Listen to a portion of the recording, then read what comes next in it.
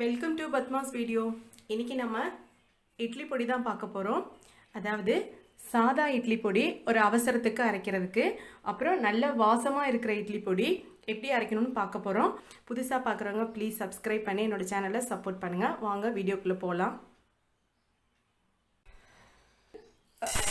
முழு உளுந்து வந்து ஒரு 200 கிராம் எடுத்துக்கிறேன்.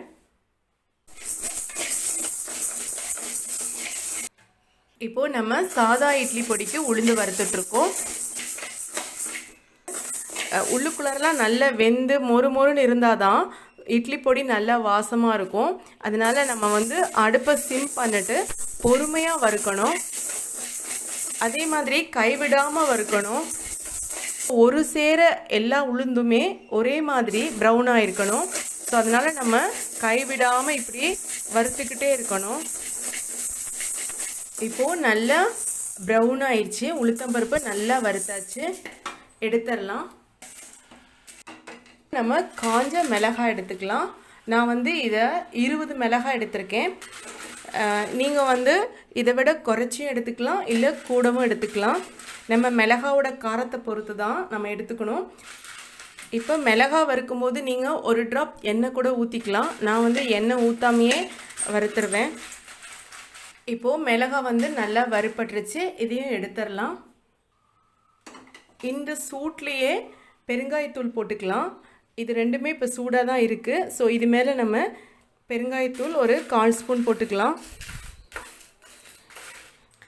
இது வந்து சாதா இட்லி பொடி. ஒரு அவசரத்துக்கு நம்ம வெறும் உளுந்து, அப்புறம் மிளகாய், பெருங்காயத்தூள், இதோட உப்பு சேர்த்து அரைக்கணும். இது வந்து சாதா இட்லி பொடி. இப்போது இது நல்லா ஆறிடுச்சு, நம்ம அரைக்கலாம் மிக்சியில். அதுக்கு முன்னாடி இந்த மிளகாவோட காம்பெல்லாம் ரிமூவ் பண்ணிடலாம். இது வந்து நீங்கள் ரிமூவ் பண்ணாமல் கூட அப்படியே அரைக்கலாம். ஸோ இந்த அளவுக்கு வந்து நமக்கு மிளகாய் வந்து நல்லா வறுபட்டுருக்கணும். இப்போது இதை நான் அரைச்சிட்டு வரேன். நான் வந்து கல்லுப்பு தான் போடுறேன். போட்டுட்டு அப்புறம் நம்ம டேஸ்ட் பண்ணிவிட்டு வேணும்னா கூட கொஞ்சம் போட்டுக்கலாம். இப்போது நம்ம இதை அரைச்சாச்சு. ரொம்ப நைஸாக அரைக்கக்கூடாது, கொஞ்சம் குறப்பாக இருந்தால் தான் கொஞ்சம் நல்லாயிருக்கும். ஆனால் உங்களுக்கு எப்படி விருப்பமோ நீங்கள் அரைச்சிக்கலாம். நைஸாகவும் அரைச்சிக்கலாம், இல்லை கொஞ்சம் குறன்னு அரைச்சிக்கலாம். இப்போது இது வந்து கொஞ்சம் சூடாக இருக்கும். இதை நல்லா ஆற வச்சுட்டு தான் நம்ம ஏதாவது ஒரு கண்டெய்னரில் போட்டு வைக்கணும். இதை நம்ம ஆற வச்சிடலாம். ஆறட்டும். இது வாசனையாக இருக்கிற இட்லி பொடி அரைக்க போகிறோம். அதுக்கு முழு உளுந்து வந்து ஒரு 200 கிராம் எடுத்துக்கிறேன்.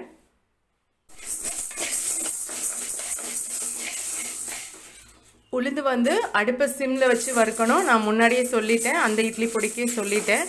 சிம்மில் வச்சு பொறுமையாக ஃபுல்லாக எல்லா பருப்பும் ஒரே மாதிரி ஈவனாக ப்ரௌன் ஆகிற மாதிரி வறுக்கணும். அப்போ தான் நல்லா வறுபட்டிருக்கும், நல்ல வாசனையாகவும் இருக்கும். இப்போது நல்லா வறுபட்டுருச்சு, இதை எடுத்துடலாம். இப்போது நம்ம உளுந்து எடுத்து அதே கிளாஸில் பாதி வந்து கடலைப்பருப்பு எடுத்துக்கலாம்.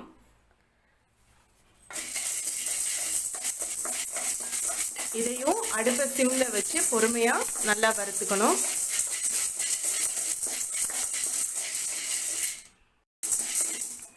இப்போது கடலைப்பருப்பு நல்லா ப்ரௌனாக வறுபட்டுருச்சு. நம்ம இதை எடுத்துடலாம். இந்த ஸ்பூனால் டேபிள் ஸ்பூன் சொல்லுவோம்.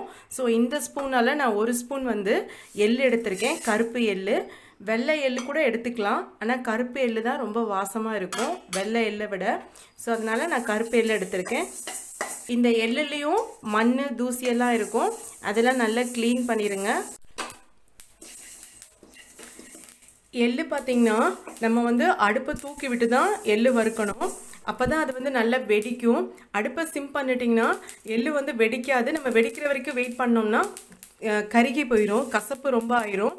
அதனால் அடுப்பை நல்லா தூக்கி விட்டுட்டு இது மாதிரி நம்ம பண்ணோம்னா டக்குன்னு நல்லா பொரிஞ்சிரும் எள்ளு.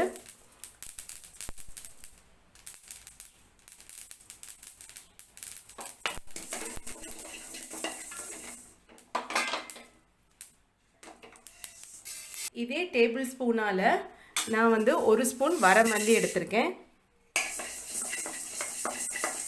இதையும் வறுத்துக்கலாம்.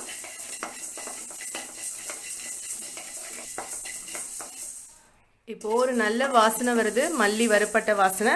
இதையும் எடுத்துடலாம். இப்போது நம்ம கருவேப்பிலையை வறுத்துக்கலாம். நான் வந்து கருவேப்பிலையை நல்லா கழுவி காய வச்சுருக்கேன். அதை நம்ம வறுத்துக்கலாம்.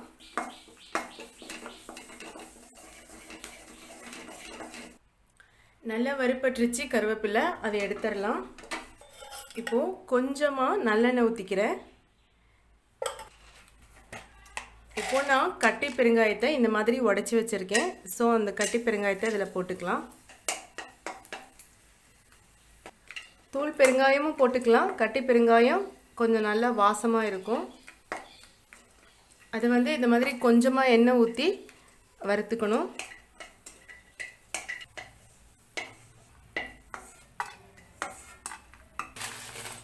இப்போது மிளகாய் போட்டுக்கலாம். ஒரு 30 மிளகாய் எடுத்திருக்கேன். நீங்கள் வந்து காரத்துக்கு ஏற்ற மாதிரி கூடவோ குறைச்சவோ செஞ்சுக்கலாம். மிளகாய் நல்லா வறுப்பட்டுருச்சு, எடுத்துடலாம். இப்போது நம்ம எல்லாமே வறுத்தாச்சு. இதோட உப்பு சேர்த்து அரைக்கணும். ஃபஸ்ட்டு இது நல்லா ஆறட்டும். ஆறினதுக்கப்புறம் நம்ம அரைக்கலாம். புதுசாக பார்க்குறவங்க ப்ளீஸ் என்னோடய சேனலை சப்ஸ்கிரைப் பண்ணி சப்போர்ட் பண்ணுங்கள். இது நல்லா ஆறிடுச்சு, நம்ம அரைக்கலாம். அரைக்கிறதுக்கு முன்னாடி இந்த காம்பெல்லாம் எடுத்துடலாம். எடுக்காமல் கூட அரைக்க முடியும். இதில் உப்பு சேர்த்துக்கலாம். நான் கல் உப்பு தான் சேர்க்குறேன். உங்களுக்கு எவ்வளோ வேணுமோ டேஸ்ட்டு பண்ணிவிட்டு கூட சேர்த்துக்கோங்க. இப்போது நான் இதை அரைச்சிட்டு வந்துடுறேன். அரைச்சிட்டு வந்தாச்சு. நான் வந்து குறக்குறந்தான் அரைச்சிருக்கேன். நீங்கள் வந்து இன்னும் குறன்னு அரைக்கலாம், இல்லை இன்னும் நைஸாக வேணாலும் அரைச்சிக்கலாம். அது உங்களோட இஷ்டம்தான். ரொம்ப வாசமாக இருக்குது. அந்த எள்ளும் வரமல்லியும் சேர்ந்து அப்படி ஒரு வாசமாக இருக்குது இந்த இட்லி பொடி. 2 இட்லி பொடியுமே டேஸ்ட்டாக தான் இருக்கும். ஒன்று வந்து நம்ம அவசரத்துக்கு அரைச்சிக்கலாம், சாதா இட்லி பொடி. இது வந்து கொஞ்சம் பொறுமையாக அரைக்க வேண்டியது. இப்போது இது சூடாக இருக்குது. இது நல்லா ஆறுனதுக்கப்புறமா நம்ம ஒரு நல்ல ஏர்டைட் கண்டெய்னரில் சம்படத்துலேயோ இல்லை பாட்டிலையோ போட்டு வச்சுக்கிட்டோம்னா ஒரு 2-3 மாதத்துக்கு கூட கெடாது, நல்லா இருக்கும்.